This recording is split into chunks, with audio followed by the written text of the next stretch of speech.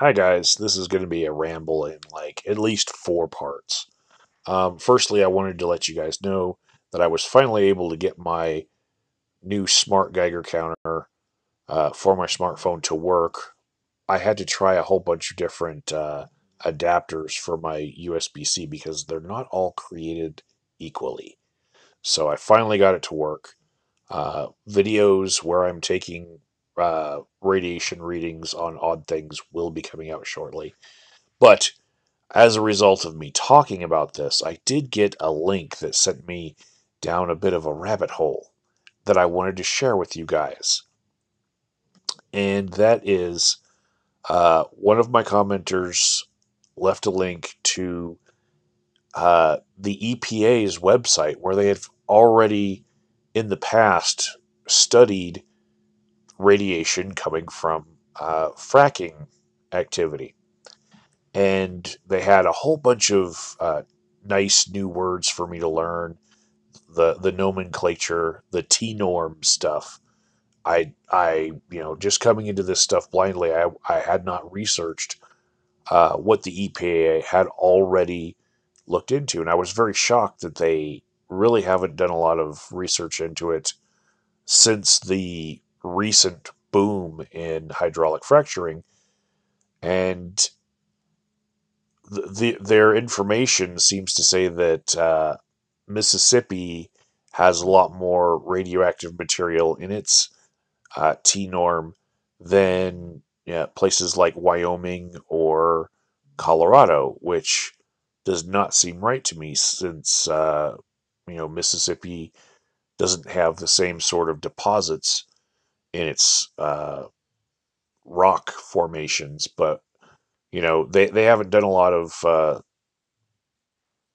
research in the past decade, really. So what I really was shocked about when I went to the EPA's website and I started reading this link about T norm in oil and gas production wastes, it was actually the disclaimer at the top, and this is what I wanted to talk about in this ramble. So the EPA's website has two disclaimers on it. One saying, due to a lapse in appropriations, EPA websites will not be regularly updated, and in the event of an environmental emergency imminently threatening the safety of human life or where necessary to protect certain property, the EPA website will be updated with appropriate information. Right? That's the first disclaimer, right? The second one, the one in blue, is the one that shocks me the most. It says, "We've made some changes to EPA.gov. If the information you're looking for is not here, you may be able to find it on the EPA web archive or the January 19, 2017 web snapshot." And what this says to me, because I know my political dates, this says to me that the EPA was preparing for the incoming president, President Donald Trump, to start deleting things en masse from their website because of his political biases against scientific research that is done by the EPA, right? So they decided to prepare people for this by putting up this disclaimer, and it's very obvious. Look, it says that the web shot was taken January 19th, 2017. What happened on the very next day, right? When did Donald Trump take office? January 20th, 2017. It's right there. Thank you, Google, right? So this is an obvious reference to, hey, Donald Trump's going to take office and he's going to start deleting science, right? He's going to start restricting the information that you can get from your taxpayer funded science by deleting it. So we're going to protect it from him specifically. I mean, this January 19, 2017 web snapshot is obviously about the president, right? And this shocks me so goddamn much. Like, on the one hand, if you're of the conservative perspective where you are a Donald Trump fan, right? This is damn near treasonous to be doing it, right? And you know what? I'm not from that conservative perspective, and I'll agree. It's damn near treasonous, and I'd go a little bit further and say it's necessary in its treason because that's what we're dealing with. A president who we fear will delete science so that you cannot read it. Okay? So that was just an eye opener for me, and I've since learned from my girlfriend Misty that it's not just this website. There's NASA websites and a few others as well that have done the same thing, protected themselves from the incoming president by taking uh, archives the day before he took office. So um, I was just shocked that a government website was this blatant in their disdain for the incoming president, and just so open about it. Um, but yeah, this was a great read, and I was very thankful to get the comment that I did that led me on that, and that will help me a lot because I'm going to actually be doing on my YouTube channel better research than is available on the EPA's website now, because of course during in the current administration they're not going to be testing anything like what I am testing, but a lot of their numbers are so outdated, decades old research before this fracking boom happened. And I think that what I'm going to be doing will be a really good check on the kind of things that you can read about where the worst radiation is, because geological location and formation conditions is a very big factor in what you're going to get when you're pulling stuff out of the ground. So um, that's all I'm going to say about that. Uh, the next thing I wanted to talk about um, was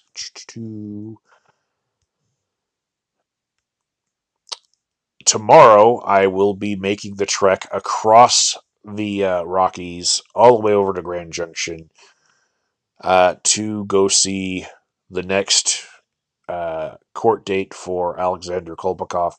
It's a plea hearing, and it's basically resetting the entire process because they had a whole trial set for 3 weeks and everything, and then new information came out with discovery, and they were basically able to take it all back to like day one. So yeah, this plea hearing could be where they decide to drop the murder charges down to something that Alexander would accept and plea to, but probably not. It's probably going to be not even the 1 hour that it's allotted.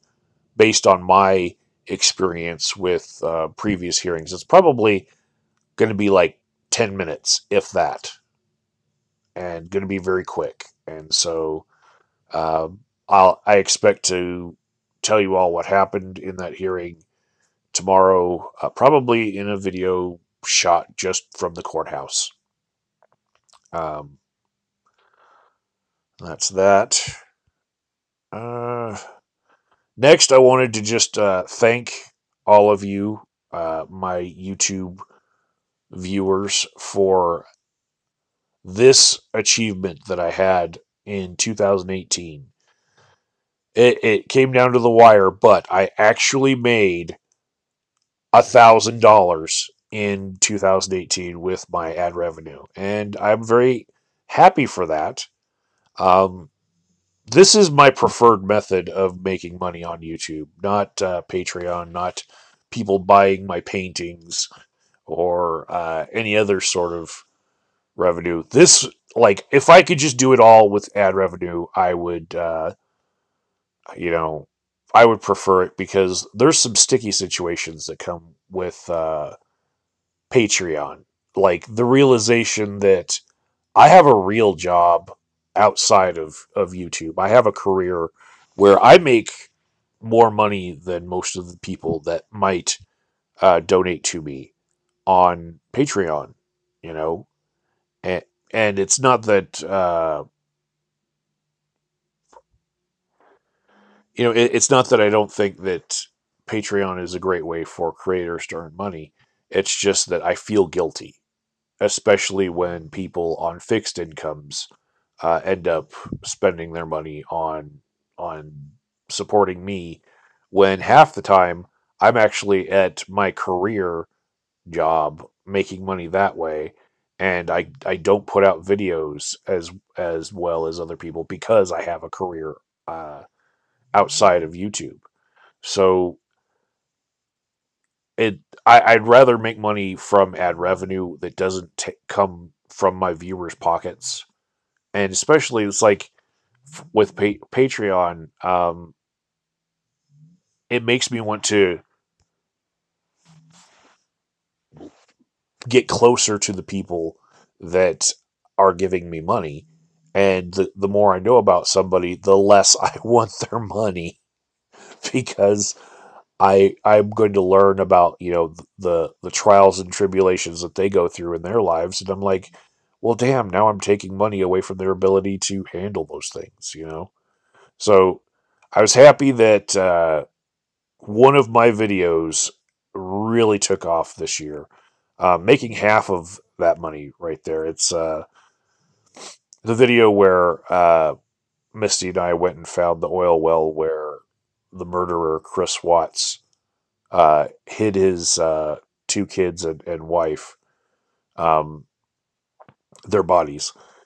And what feels odd to me is that this is kind of it's like I've been watching videos from other YouTubers where they cover very grim details of stories, and that they will show very shocking footage of things that have happened, and there's no public backlash. But in this same year of 2018, the year kicked off with like the biggest controversy being Logan Paul showing footage of a dead body from the suicide forest in Japan. And I've really struggled with watching people hate on Logan Paul for doing that. And I've struggled with Logan Paul uh, going on his rehabilitation tour because I'm in a genre with a lot of my videos where I've filmed cemeteries and like historic cemeteries and massacre sites and the homes of you know where serial killers used to live, and I've done all these things on YouTube, had no backlash because I don't have a big following to begin with. But I also watch YouTubers like Rob Dyke, who will basically retell the entire story of a serial killer's life, you know, and show graphic pictures of crime scenes. And like, I'm just taken aback that like there's legitimate fan bases for these things. There is a niche there, and yet the biggest controversy of the year was somebody showing something like what Logan Paul did. I'm like, stuff like that gets shown all the time. It's just, I really think it comes down to people just love to hate Logan Paul because of his attitude in all of his videos being so over the top. I really feel like that was the issue. And so, um, the fact is, for talking about a grim subject and then going in and finding the place where some bodies were buried and then found by police, in an oil well and then right beside the oil well. For finding that spot and putting, footage of that spot, minus bodies, of course, but footage of the spot where it happened, that footage made me half of the ad revenue that I made in the year, you know? And it's macabre. It really is. And I get that. And I'm a fan of macabre things. And so is my girlfriend Misty, and that's why we go out and look for these things. And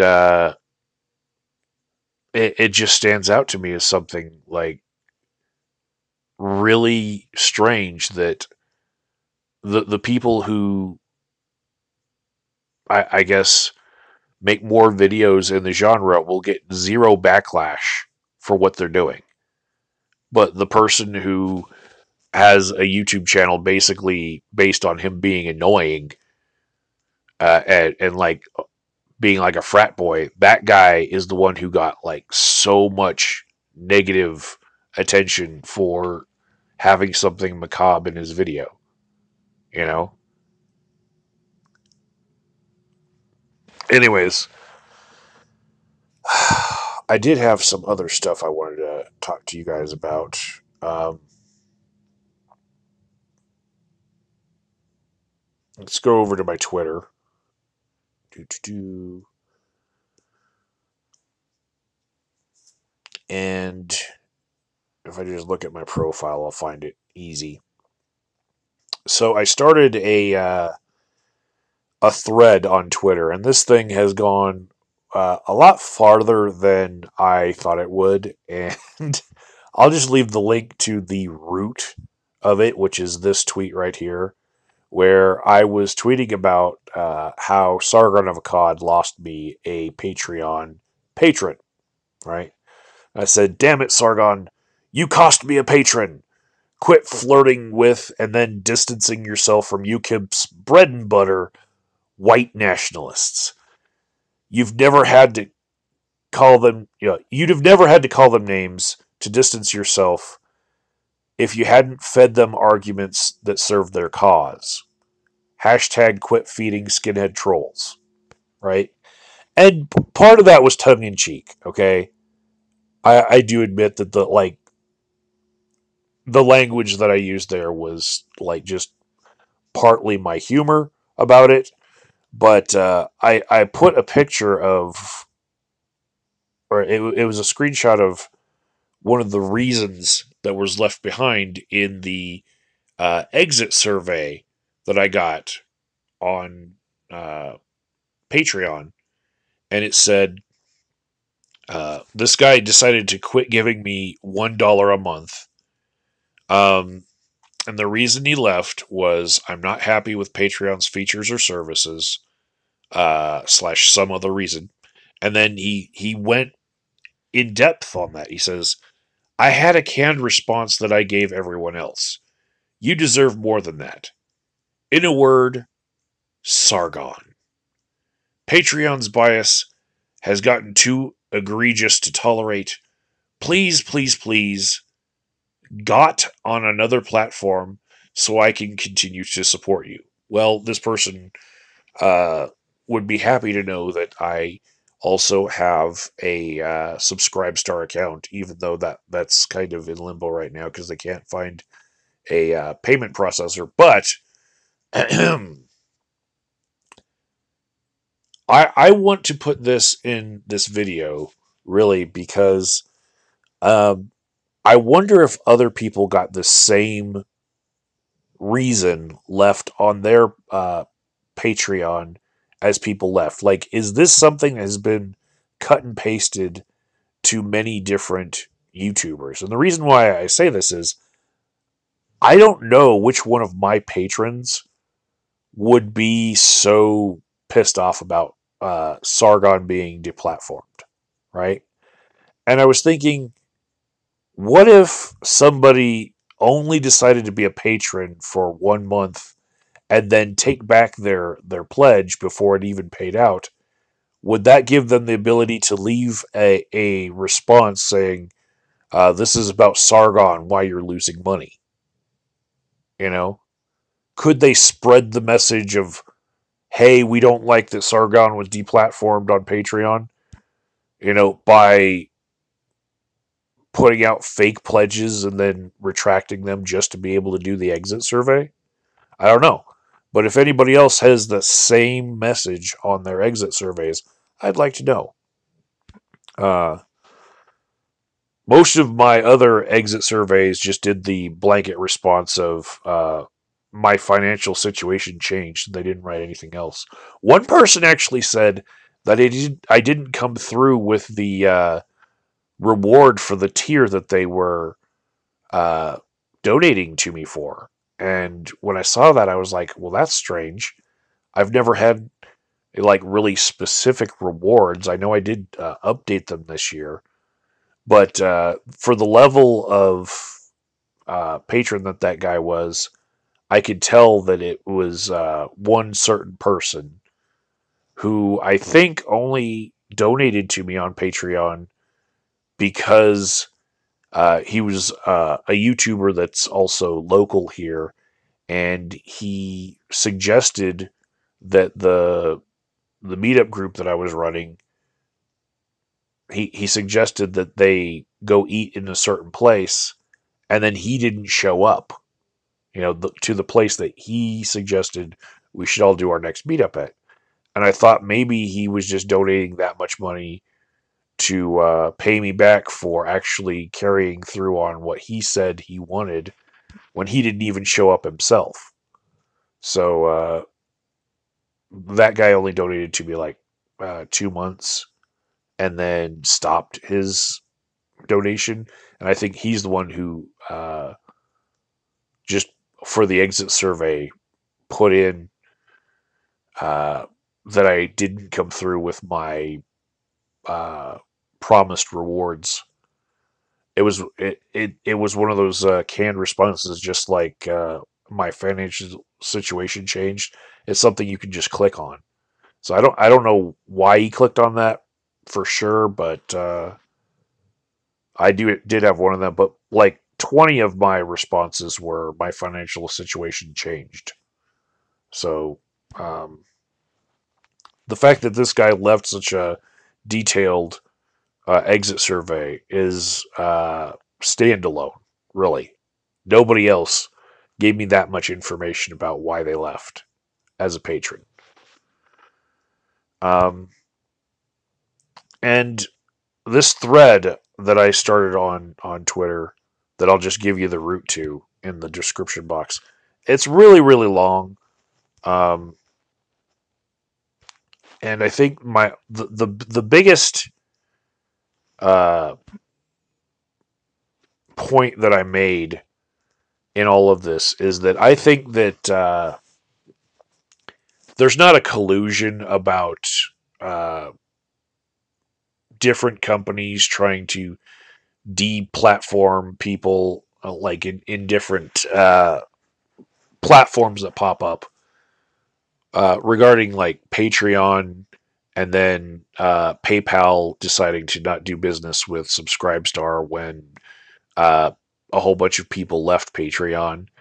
I know that YouTuber Law, Leon Lesser is doing a like an antitrust complaint with the feds, trying to have something looked into as far as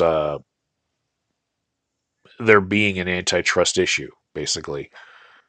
Um, but what I think the problem is when a competitor pops up, a competitor to uh, Patreon and other things, and I'll get into that. When a competitor pops up, immediately the people who've had the most problems with the terms of service of the original, they look at and possibly migrate to the competitor, right? And in Patreon's case, you have the people who have been deplatformed uh, for whatever reason, they're the rejects from Patreon, and they're the ones who are going to look for the competitor as a new home.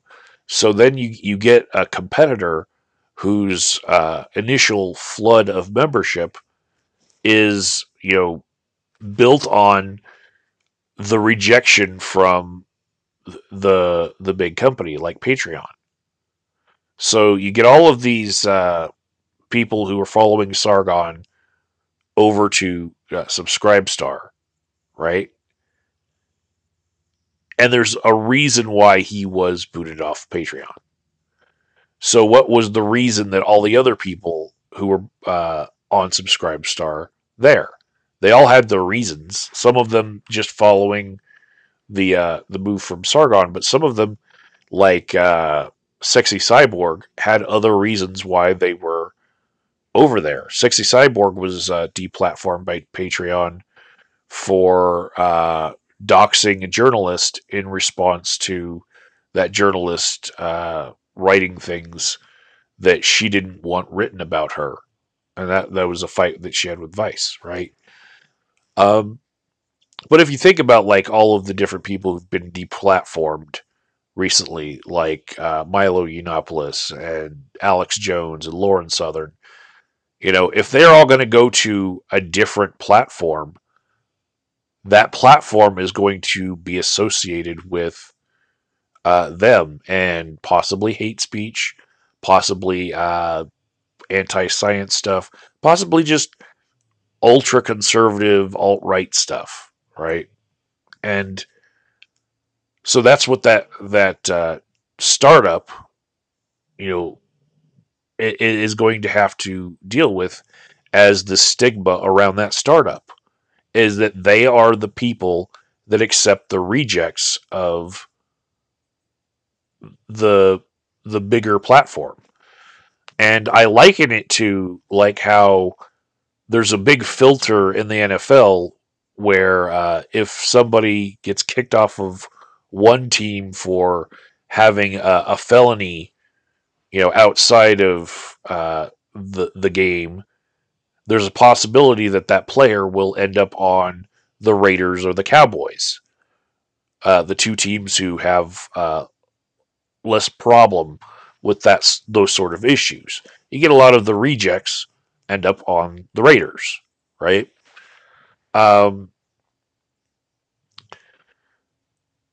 I also liken it to the way that when I use the browser Tor, it's usually for more nefarious things like piracy, and that's because the main browsers out there like Internet Explorer and Firefox and Chrome aren't really pandering to my wish to do piracy, and so Tor, finding that there's a niche in users who don't want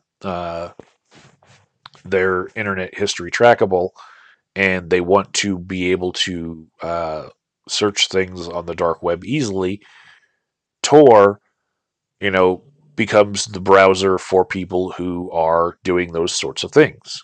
There's a filter there. The bigger companies don't want to let you do that. They want to prevent things like that, like by delisting the Pirate Bay from DNS servers, so there's no way for you to search for the Pirate Bay through their browsers. But on Tor, you could just use the onion link and go right to the Pirate Bay, like it was never deplatformed from those other browsers, right? I liken the situation with Patreon and Star to that. Patreon had a problem with a bunch of their users wanting to be a certain way, and then they made things hard on them, and so those users they go to Subscribestar or other places, and then that whole place gets uh, the stigma of that. Well, that's the place where those kind of people go. That's the same thing with Tor. People figure, oh, You're using Tor, you must be doing something untoward, you know?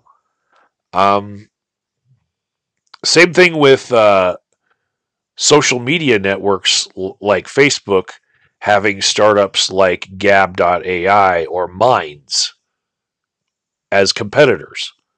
What happened with Gab.ai and Minds is both of them also faced, things from like PayPal wanting to not do business with them, and other places not wanting to do business with them. Why?